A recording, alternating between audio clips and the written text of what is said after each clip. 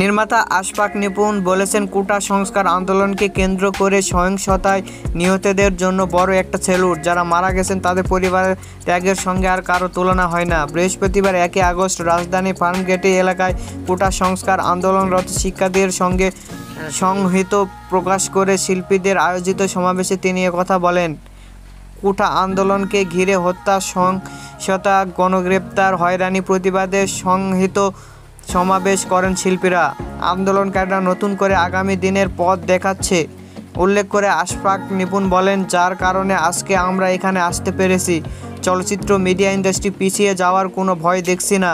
যে কোনো কিছুর আগে সমাজ ও রাষ্ট্র মানবিক হলে এখন সেখানে আপনাদের মনে হচ্ছে ব্যবসা বাণিজ্য মিডিয়া ইন্ডাস্ট্রি পিছিয়ে যাচ্ছে, সেটি তখন 4 গুণ বেশি গতিতে এগিয়ে যাবে। এ সংহতি সমাবেশ অংশ নেওয়ার কারণে কোনো ভয় আছেন কি না এ প্রশ্নের জবাবে আশফাক নিপুণ বলেন, আমি সেরকম কিছু মনে করি না।